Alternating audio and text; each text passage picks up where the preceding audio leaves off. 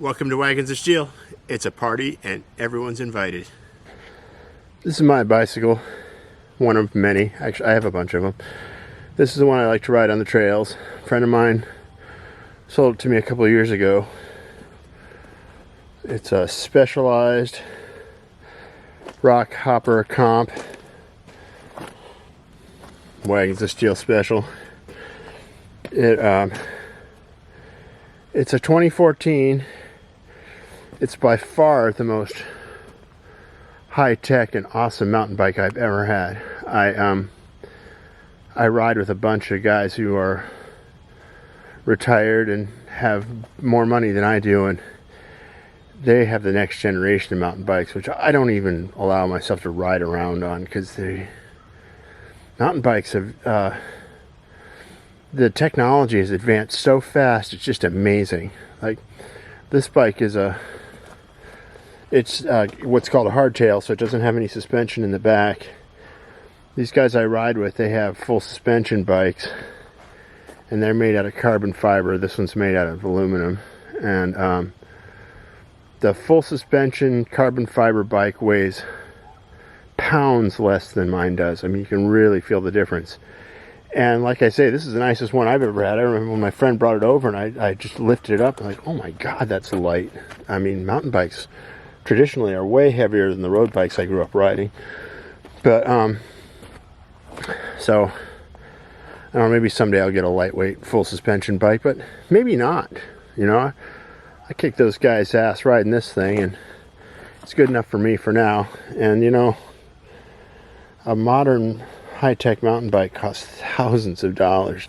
You know, basically a whole season worth of drag racing and a set of slicks to boot. I was rolling down the trail and my feet were already soaking wet from an earlier incident, and I thought, well, you know, this piece of the trail is one of my favorite areas to ride, but it's got a lot of water on it, and it's enough to make me turn around a couple times in the past. But since my feet are already wet, why don't I just try rolling through? Maybe it's shallow, like a lot of places are. You know, it's kind of an article of faith when you're out riding in winter trails when everything's covered in water. You know where the trail is, and you know that it's relatively flat, and if you just follow the direction of the trail, well, everything should be okay. Well, this is where I'm going to stop today, and I'll just tell you the story. You can kind of, I don't know if you can see from here. I'm not walking any further than this. Okay, I rode up through here, and I got through that, and you know, I should have known when I got over to that other part. You know, this right here is, it's pretty deep. It's like maybe 2 feet deep. I was all the way up to the bottom bracket of my bicycle. I thought, you know, maybe I just didn't think at all. Just brain dead. And I rode across, and I hit across the other side. And, you know, it looks like this. And I rode in, and it got deeper than I was planning, and then it got kind of crazy deep, and then it got deep enough where I was getting a little concerned. You know, it's water up above my knees, and then I couldn't see anything down below me anymore, and I thought, well, oh shit.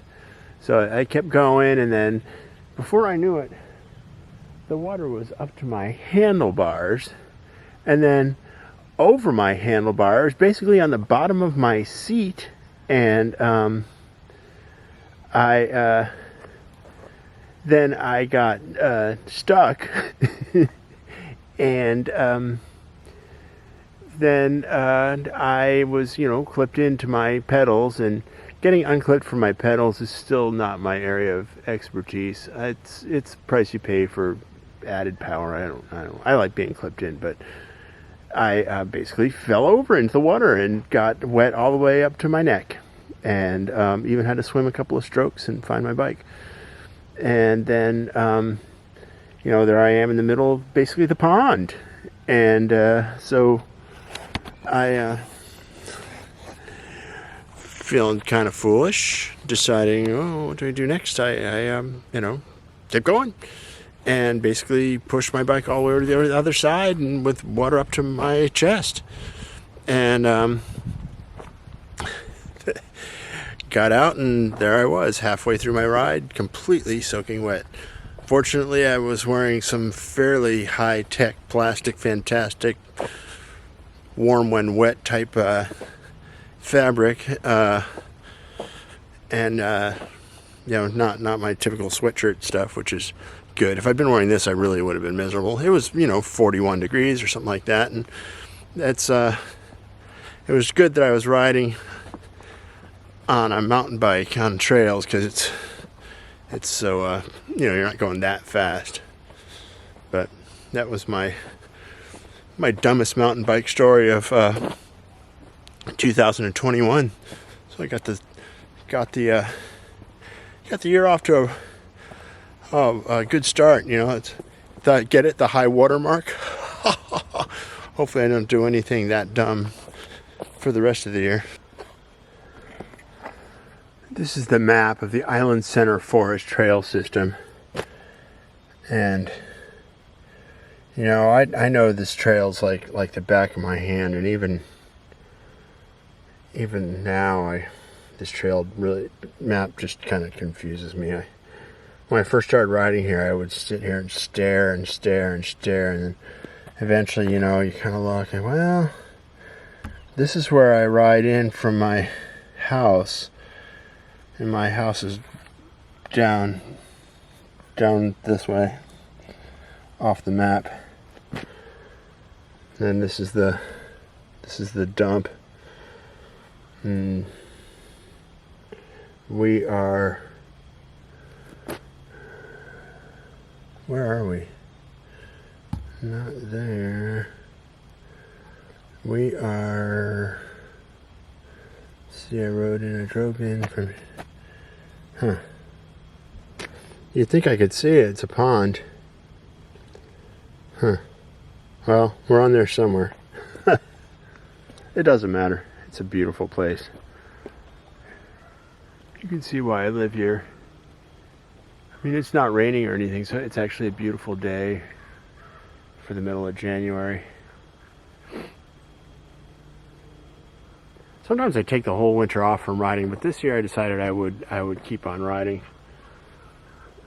You know, in a previous video I told you how I'd quit drinking and smoking, and I'm all straight, and you know, that's, drugs and alcohol are a lousy way to deal with winter depression, but boy, they're tried and true. And so you got to do something when you give up all that. And at first I used to go to the gym and work out, but now in the age of COVID, that's not possible. And I was just trying to save money for a while, so I gave up my gym membership and just rode my bike, because I've got these beautiful trails here. You can see behind me there's another trailhead there. It's just fantastic, and it's a great way to be fit and enjoy the outdoors and breathe a bunch of fresh air. And you know, there's no cure for depression and feeling lousy and winter blues and stuff. That's just the bottom line. But there's ways to mitigate it, and coming out into nature and breathing a bunch of fresh air, that helps a lot. And I've lived in some pretty funky places in my life. I think maybe the funkiest place I lived for wintertime was Oakland, California. It was in the 80s when crack was king. And you know, that I love that place. I love the people, and I really like to go visit. But it's, any urban environment can be so depressing in the wintertime, even in the summer, but in the wintertime especially, it's just harsh. And this is so beautiful, and the, you know, fresh air, you know, you don't smell any garbage here.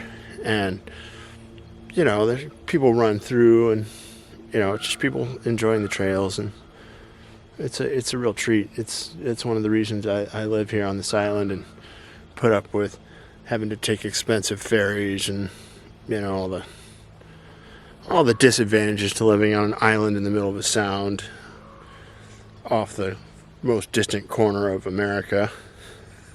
You know, once in a while I got to get in the car and drive around, but by and large, you know, it's nice to be able to just get on the bike and ride here into the trails.